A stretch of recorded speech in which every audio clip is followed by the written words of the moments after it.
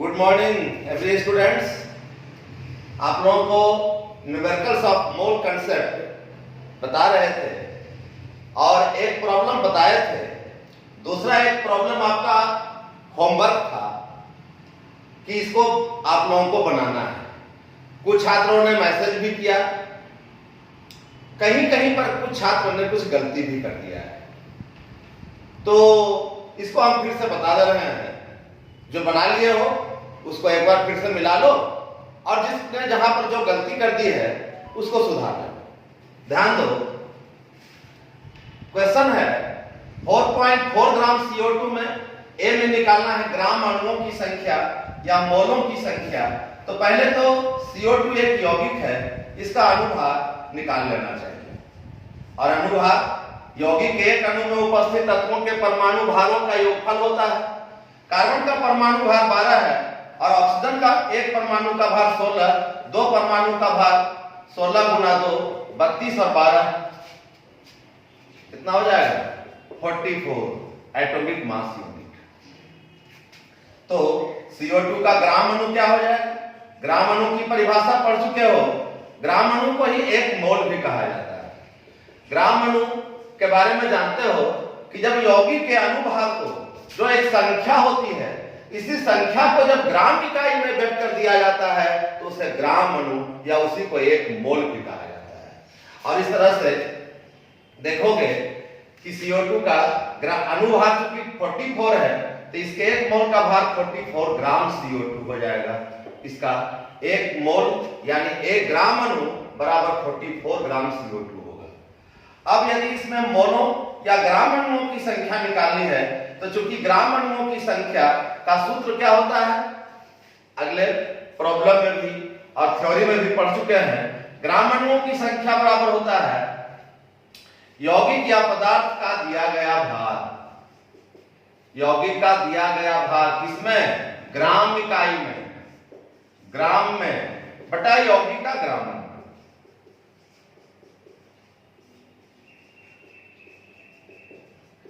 Number of gram molecules बराबर क्या होता है? Wait given of A compound in gram unit divide by gram molecule of A compound. और यदि दिया गया भार ग्राम में कितना है 4.4 ग्राम, प्रश्न में दिया गया भार है 4.4 ग्राम, यह 4.4 ग्राम डिवाइड बाय CO2 का ग्राम अणु बराबर है 44 ग्राम। तो कितना बराबर कितना हो जाएगा 0. मोलों की संख्या या अणुओं की संख्या 4.4 ग्राम CO2 में कितना निकल गया 0. और अब बी में अणुओं की संख्या निकालना है। अणुओं की संख्या, मोलों की संख्या निकल गया है और एक मोल में 6.02 into 10 to the power 23 molecules होते हैं। तो इसमें यदि 6.02 into 10 to the power 23 से मल्टीप्लाई कर दोगे तो अणुओं की संख्या निकल जाएगी। तो ऐसे लिख सकते हो कि कितना 0.1 मोल। हम एक मोल में कितना मॉलिक्यूल होता है 6.02 into 10 to the power 23। तो मोल को मॉलिक्यूल में कन्वर्ट करने के लिए इसमें कितना से मल्टीप्लाई कर दो तो इतना नंबर ऑफ मॉलिक्यूल्स प्राप्त हो जाएगा। और इसको सॉल्व करके आ जाएगा 6.02 into 10 to the power 22 molecules of CO2। ये दूसरा आंसर होगा। तीसरा,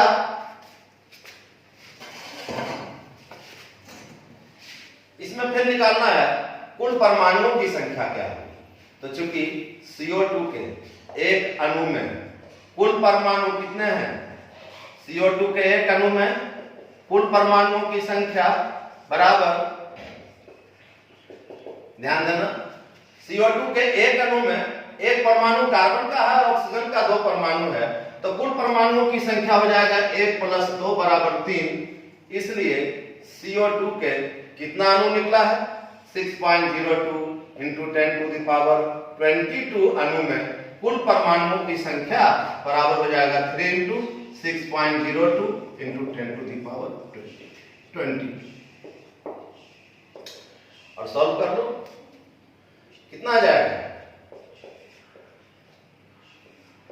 18.06 इंटू 10 टू द पावर 22, या एक पॉइंट इधर कर दोगे तो 1.806 into 10 to the power 23 items. ये तीसरा आंसर। चौथा इसी ढंग से कि चूंकि चौथा निकालना क्या है, कुल इलेक्ट्रॉन की संख्या।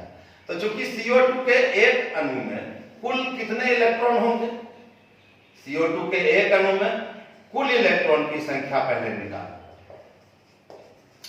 इलेक्ट्रॉन की संख्या तो जानते हो एटॉमिक नंबर के बराबर होता है। CO2 का एटॉमिक नंबर 6, इसके एक एटम में 6 इलेक्ट्रॉन है। ऑक्सीजन का एटॉमिक नंबर 8, दो एटम के लिए 8 इंटू 2 इलेक्ट्रॉन्स, मतलब कितना, 16 इलेक्ट्रॉन। तो 22 इलेक्ट्रॉन हो गया CO2 के एक अणु में। लेकिन 4.4 ग्राम CO2 में कितना अणु निकला है, 6.02 into 10 to the power 22 molecules है। तो CO2 के 6.02 into 10 to the power 22 molecules में कुल इलेक्ट्रॉन की संख्या बराबर हो जाएगा 22 into 6.02 into 10 to the power 22। गुणा कर लो 22 32 से इंटू 10 टू द पावर 22। इतना पर भी आंसर कर सकते हैं, या 2 पॉइंट इधर कर दो 1.3244 इंटू 10 टू द पावर 24। इतना इलेक्ट्रॉन्स। ये चौथा का आंसर हो गया। और पांचवा सवाल देखिए, एसटीपी पर आयतन बताना है।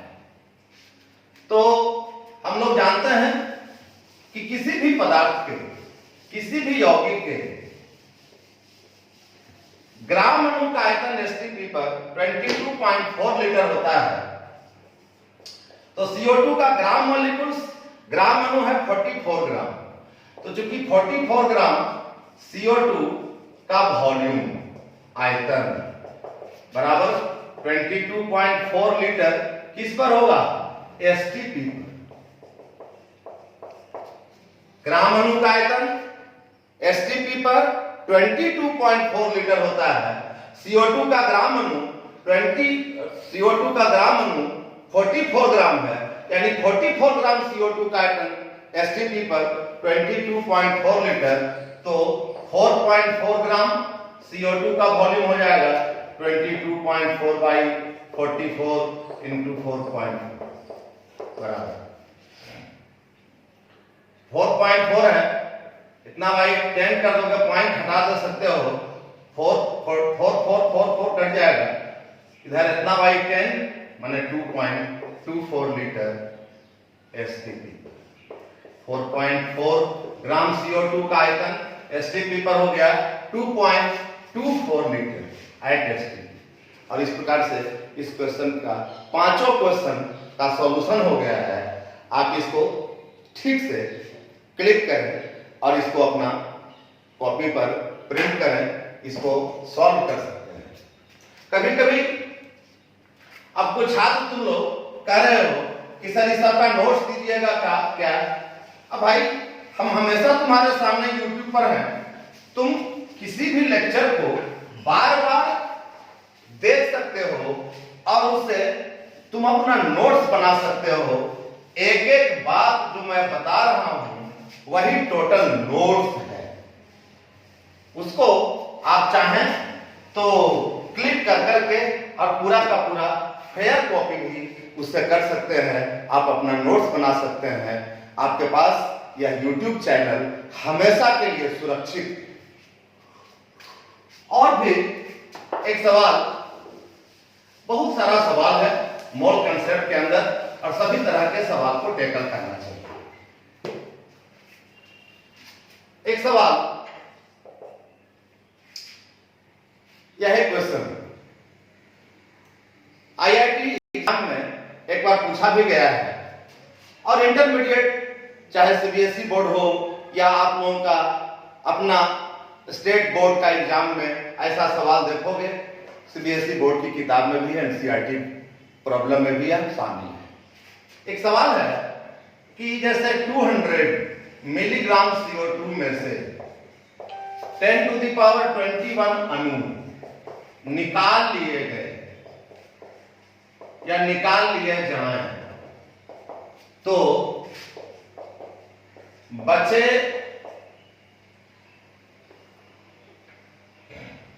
अणुओं की संख्या है, अणुओं एवं मोलों की संख्या है। ऐसा एक सवाल है, ध्यान देना। 200 मिलीग्राम CO2, इसको पहले हम लोग ग्राम में चेंज कर लें। मिलीग्राम को ग्राम में चेंज करने के लिए क्या करेंगे, 1000 से डिवाइड करेंगे तो मिलीग्राम बदल जाएगा ग्राम में, क्योंकि 1000 मिलीग्राम बराबर 1 ग्राम होता है और इतना ग्राम CO2 हो जाएगा। तो कितना हो गया, 2/10 माने 0.2 ग्राम CO2 हो। अब इसमें पहले हम लोग अणुओं की संख्या निकाल लें, क्योंकि सवाल में है कितना में से 10⁻21 अणु निकाल लिए जाए। तो यहां पर 0.2 ग्राम CO2 है, इसमें कितना अणु होगा पहले यह निकाल लें, इसके बाद इसमें से 10⁻21 मॉलिक्यूल्स को हटा लेंगे, निकाल लेंगे, तो कितने अणु बचे रहेंगे ऐसा बता सकते हैं।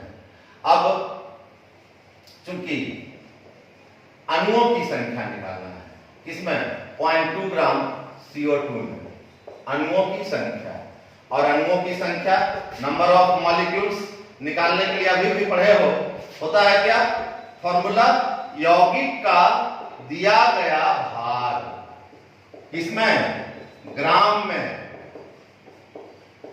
इंटू 6.02 इंटू 10⁻22 डिवाइड बाई यौगिक का ग्राम अणु, यौगिक का ग्राम अणु।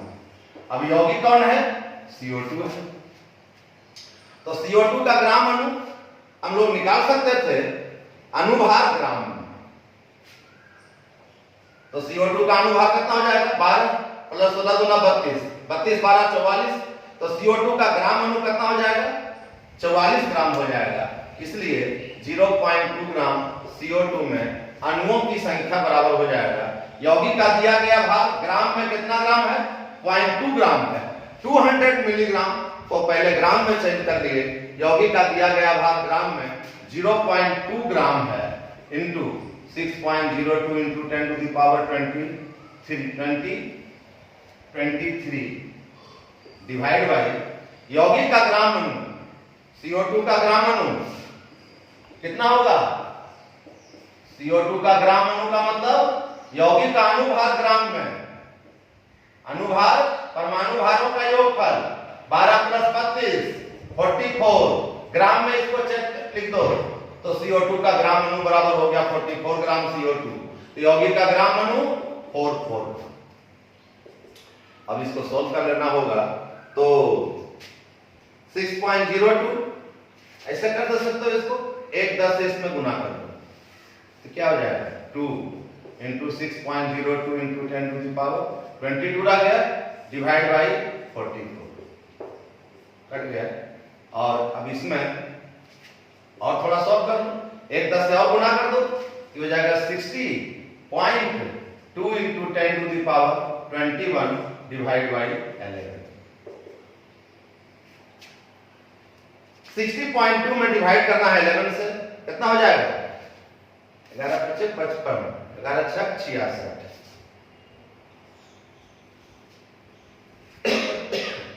तो कितना 5 पॉइंट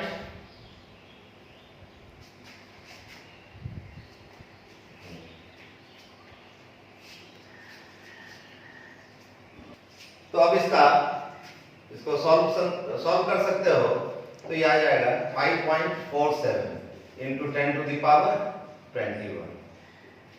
अब इसमें से 10⁻21 अणु निकाल लेना है, इसमें से 10⁻21 अणु निकाल लेना, बचे अणुओं की संख्या,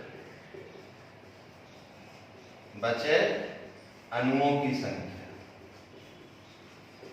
बराबर 5.47 इंटू 10⁻21 में से 10⁻21 यदि माइनस कर लो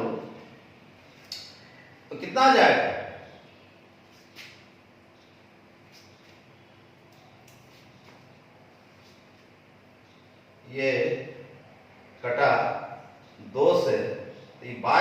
44 होगा ना जी, 22 होगा, तभी आ जाएगा फिर से। तो इसको ऐसे ही एक 10 से इसमें गुना कर दिए, पॉइंट हट गया, तो ये रह गया 2/44, कट गया 2, 22 गुना 44।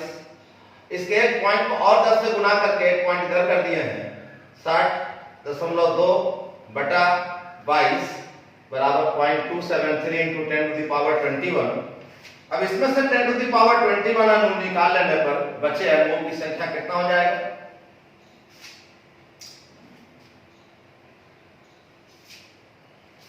ये 21 है तो 2.7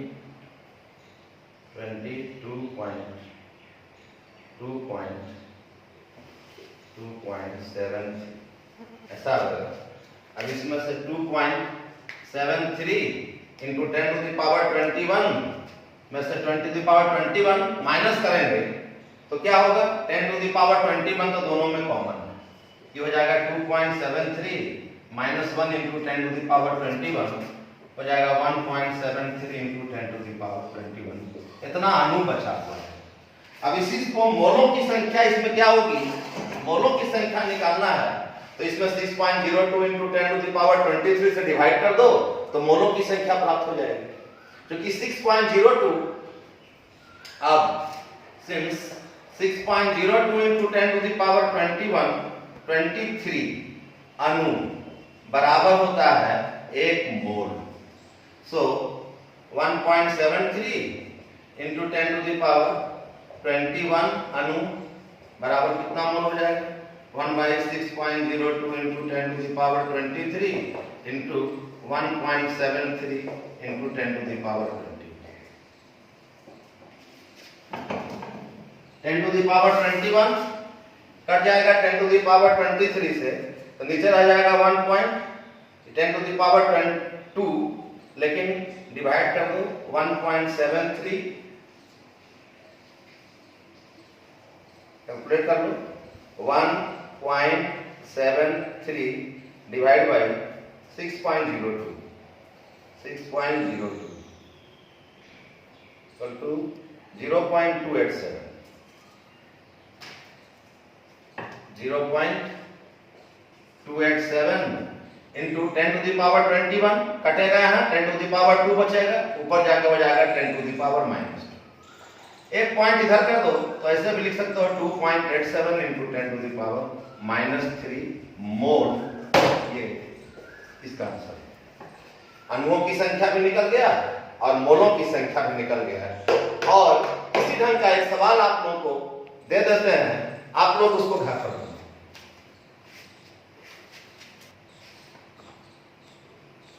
और एक क्वेश्चन फिर आप लोग को दिए हैं, यह होमवर्क के रूप में है, इसको आप घर पर बनाइए और उसका मैसेज करिए आंसर। कोई दिक्कत होगी तो फिर इसको बता देंगे। सवाल है, विश्व की जनसंख्या 3×10⁻10 लोगों की है। यदि विश्व के प्रत्येक व्यक्ति को 100 अणु चीनी दिया जाए तो कुल कितने ग्राम चीनी की आवश्यकता होगी? चीनी का अणु सूत्र C12H22OL11 है और इसमें जो कंस्टिट्यूएंट एलिमेंट्स इसका है, एटॉमिक वेट बगल में लिख दिए हैं। C का एटॉमिक वेट 12, हाइड्रोजन का 1, ऑक्सीजन का 16 होता है। तो इस सवाल को आप लोग नोट करिए और इसको बनाइए, कल मैसेज करिए। उसके बाद फिर यदि ये दिक्कत होगी तो फिर इसको बताएंगे। तब तक ठीक से घर में रहिए, सुरक्षित रहिए, खूब मन लगा करके पढ़ते रहिए। Thank you very much.